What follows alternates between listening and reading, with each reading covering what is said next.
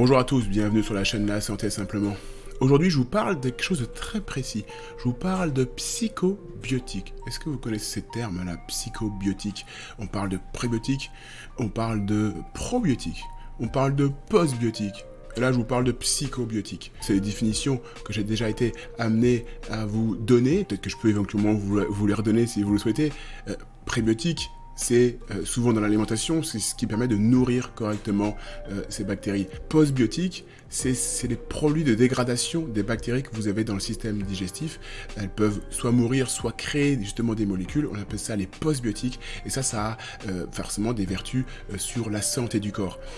Probiotiques, ce sont des bactéries que vous avalez ou des produits lacto-fermentés que vous ingérez. Donc c'est des bactéries qu'on avale qui vont aller coloniser la flore intestinale et permettre de l'équilibrer. Ça, c'est ce qu'on appelle les probiotiques. Et comme vous le savez, j'en ai fait un ouvrage, un petit guide d'aide à la prescription de probiotiques, d'aide à la prise de probiotiques que j'ai appelé Bien choisir ses probiotiques, le guide pratique.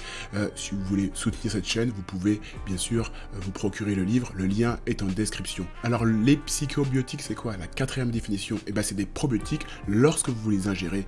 Ces probiotiques-là ont des vertus sur la psyché, donc améliorent la santé mentale. On parle alors de psychobiotiques. Et vous avez des médecins, vous avez des psychiatres en France qui utilisent justement les probiotiques pour améliorer la santé mentale de leurs patients, ou en tout cas qui ont justement cette prise en charge du microbiote, parce que maintenant on sait, et vous connaissez peut-être, qu'on dit souvent, ça fait des années qu'on dit que l'intestin est le second cerveau.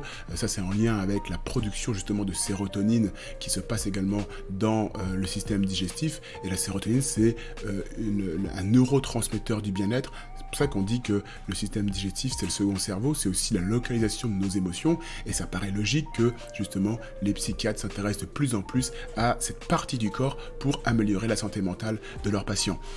Aujourd'hui, je vous livre une indication thérapeutique qui n'est pas dans mon livre. Dans mon livre, il y a 20 indications thérapeutiques où la prise des probiotiques a un intérêt. Tiens, je vous en donne une 21e. Dans les troubles du sommeil, dans l'insomnie. Et là, je vous montre cette petite étude. Certes, c'est pas une grande étude, une quarantaine de patients, mais elle est très intéressante.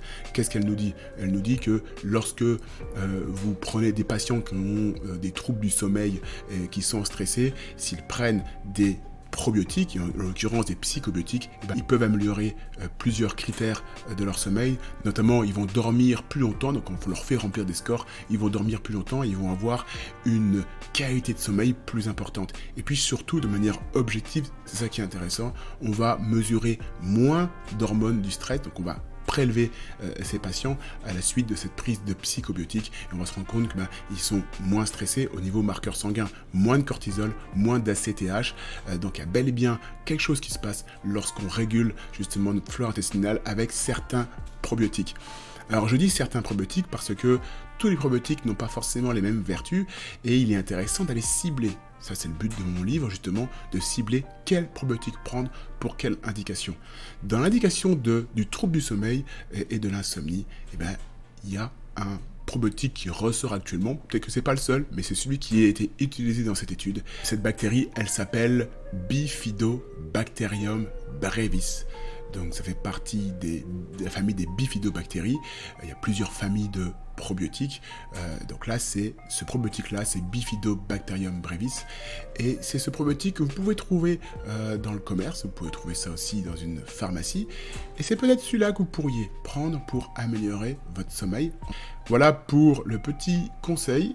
Tiens, si vous avez envie de réagir, mettez un commentaire. Si vous avez aimé cette vidéo, vous pouvez bien sûr mettre un pouce, vous pouvez vous abonner à ma chaîne, vous pouvez partager la vidéo.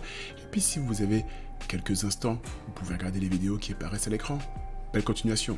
Au revoir.